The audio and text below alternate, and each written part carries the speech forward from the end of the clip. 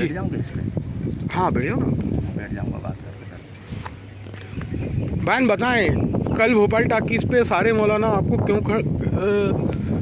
क्यों घेर कर खड़े थे और वो आपसे किस बात को लेकर ज़िद कर रहे थे? देखिए, मौलाना लोग जो कल वहाँ खड़े थे उसमें बहुत सारे मुफ्ती लोग थे और वो मुझसे तौबा कराने के लिए आए थे कि तौबा करें। और वो वहाँ पर ये कहना चाह रहे थे कि जो हम बकरा बेच रहे हैं या हम कुर्बानी करते हैं या हम कुर्बानी करना चाहते हैं या जो हमारे साथ हिस्से में लोग मिलना चाहते हैं, तो इनका ये कहने का मतलब था कि हमारी कुर्बानी नहीं होगी और जो हमारे साथ हिस्से में मिलेंगे उनके हिस्से भी कबूल नहीं होंगे।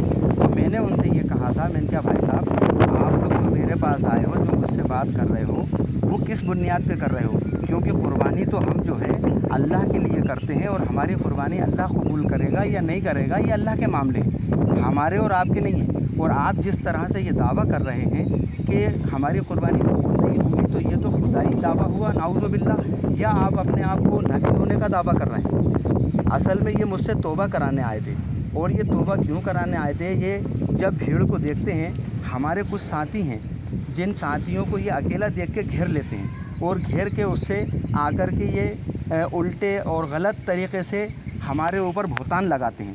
ये हमसे कहते हैं कि हम अल्लाह के रसूल सल्लल्लाहु अलैहि वसल्लम को आखिरी नबी नहीं मानते, जबकि अल्लाह के रसूल सल्लल्लाहु अलैहि वसल्लम जो हैं वो आखिरी नबी हैं और उनके बाद कोई नबी नहीं आएगा, हमारा ये कहना है। और हम कलमा भी अल्लाह के रसूल का ही पढ़ते हैं, ला इलाहा इल्लल्लाह मुहम्मद रसूलुल्लाह, अशहदु अन ला इलाहा इल्लल्लाह मुहम्मद रसूलुल्लाह। अल्लाह के रसूल सल्लल्लाहु अलैहि वसल्लम पर ईमान लाए हैं और अल्लाह एक है, ये हम दावा करते हैं। अब ये हमसे कहते हैं कि तौबा करो, और तौबा हमसे तौबा ये इसलिए चाहते हैं कि पहले हम इनके साथ जमातों में जाते थे, नमाज़ पढ़ते थे, मस्जिदों में रहते थे, इनसे जुड़े रहते थे। असल में हमने इनसे मिलना जुलना छोड़ दिया, और हमने इनसे मिलना जुलना इसलिए छोड़ दिया कि हम जो है कुरान और हदीस को पढ़ने लगे और हमने तर्जुमे से पढ़ा।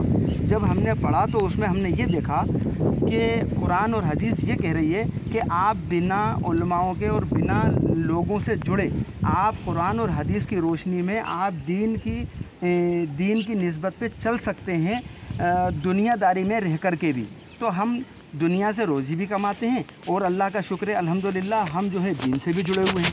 तो हम इनसे जब अलग हुए तो इनके पेटों में दर्द होने लगा और इन्होंने हमारे ऊपर ये भुगतान लगाना शुरू कर दिया कि हम काफिर हो गए, और हमसे ये अकीदे की लड़ाई लड़ते हैं कि ये अकीदा क्या है। बहन, ये अकीदा असल में है क्या? अकीदे की बात अगर हम करें तो अकीदा ये है कि जैसे कोई इंसान गोबर को पूज रहा है, कोई इंसान जो है गाय को पूज रहा है, और कुछ लोग जो हैं जमात तबलीग पे चलते हैं, वो मौलाना साहब को मानते हैं, कुछ लोग बरेलवी अकायद के हैं, मज़ारों को मानते हैं, कुछ ख्वाजा गरीब को नमाज को मानते हैं, कुछ निज़ामुद्दीन औलिया को मानते हैं, कुछ लोग कलियर वाले बाबा को मानते हैं, कुछ पुराने बुज़ुर्ग जो अपने भोपाल के हैं और आसपास के हैं वो मौलाना इलियास साहब को मानते हैं, और कुछ लोग जो हैं ज़करिया साहब को मानते हैं, और कुछ लोग जो हैं बड़े बड़े और भी उलेमा हैं उनको मानते हैं। इसी तरह से हमारे यहाँ 72 फ़िरक़े हैं, और उन 72 फ़िरक़ों में से भी जो है ज़्यादा से ज़्यादा जो उनके अमीर हैं लोग उनकी निस्बत ज़्यादा करते हैं, उनको अपना हीरोज़ मानते हैं।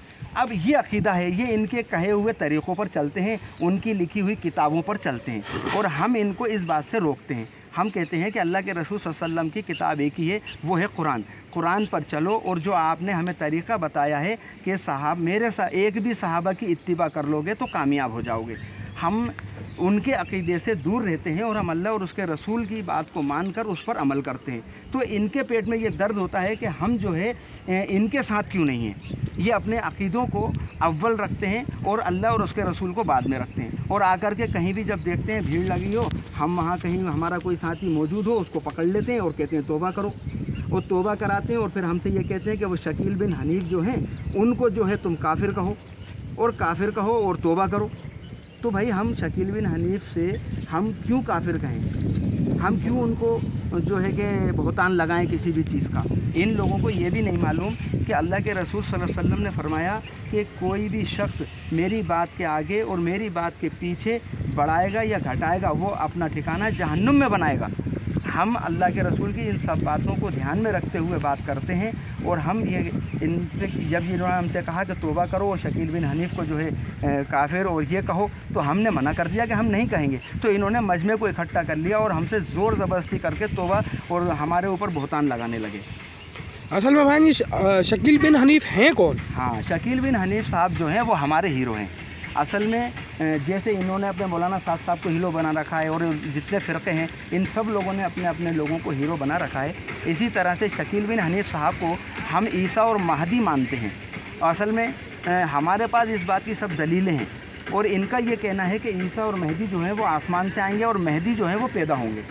تو ہمارا ان میں یہ اختلاف ہے، ان کے پاس بھلے ہی حدیثیں نہ ہوں لیکن ہمارے پاس دلیلیں ہیں ان سب باتوں کی، جن کی بنیاد پر ہم یہ کہتے ہیں کہ مہدی اور عیسیٰ ایک ہی شخصیت ہیں اور وہ آ چکے ہیں۔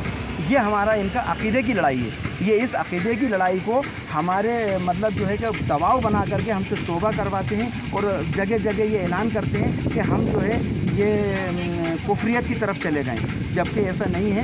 ہم توبہ کرتے ہیں، اللہ سے توبہ کرتے ہیں، نعوذ باللہ ہم ان سے توبہ کیوں کریں گے؟